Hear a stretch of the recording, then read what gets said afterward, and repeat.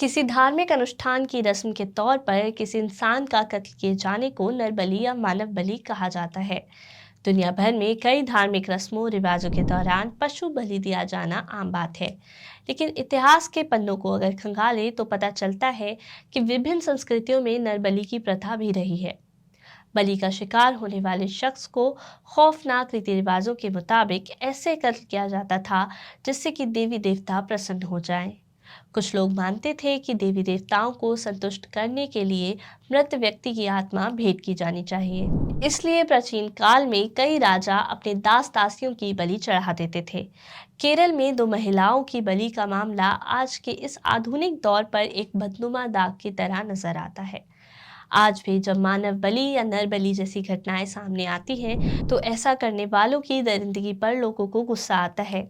उनके पागलपन से लोग खौफजदा भी होने लगते हैं। हाल ही में केरल के पथानामथिट्टा में दो महिलाओं की बलि देने का सनसनीखेज मामला सामने आया है। केरल में एक दंपति ने कथित तौर पर एक तांत्रिक के साथ मिलकर दो महिलाओं की बलि दे दी। संदेह जताया जा रहा है कि आरोपियों ने हत्या के बाद इंसानी मांस भी पकाकर खाया। आज ताज़ा खबर में हम इसी हत्याकांड की सारी जानकारी लेकर आए हैं। नमस्कार, मेरा नाम है काशिफा विशाल और आप देख रहे हैं न्यूज़ीफाई।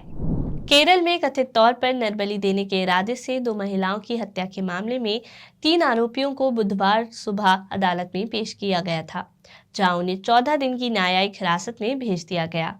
मामले में आरोपी भागवत सिंह, उनकी पत्नी लैला और मोहम्मद शफी के बयान कल ही दर्ज कर लिए गए थे। आरोपियों ने अपनी आर्थिक तंगी दूर करने और समृद्धि प्राप्त करने के लिए कथित तौर पर महिलाओं की बलि दी थी। पुलिस का कहना है कि हत्यारों ने एक महिला को 56 टुकड़ों में काटा था।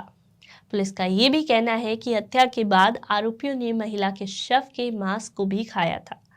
राज्य पुलिस ने विस्तृत पूछताछ के लिए आरोपियों की 10 दिन की हिरासत की मांग की थी।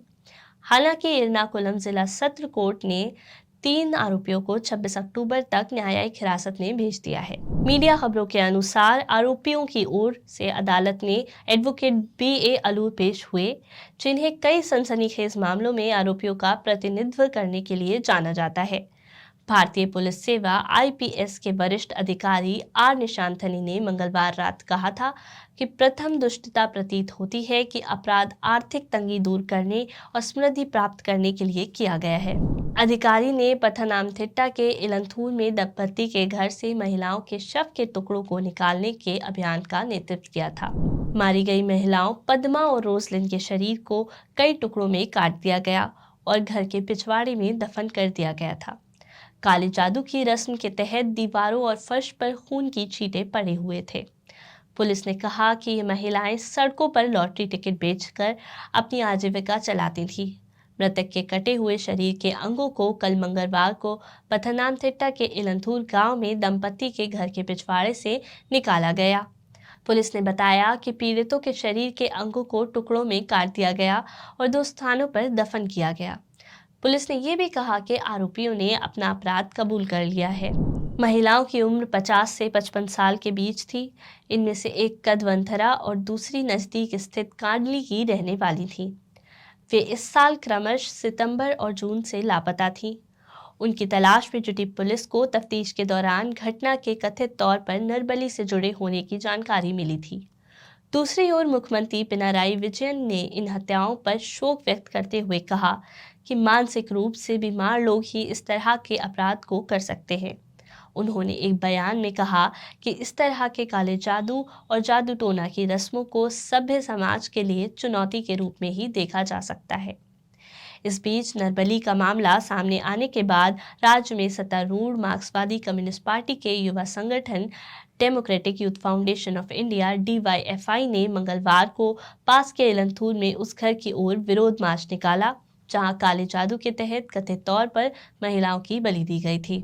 Democratic youth foundation of India ने कहा कि इस तरह की घटना केरल राज्य के लिए एक अपमानजनक बात है, जो देश में सामाजिक, सांस्कृतिक और साक्षरता के क्षेत्र में एक आदर्श है। हालांकि पुलिस ने कहा कि उन्होंने घर के आगे मार्च रोक दिया क्योंकि शरीर के अंगों को निकालने सहित अपराध स्थल की जांच जारी थी।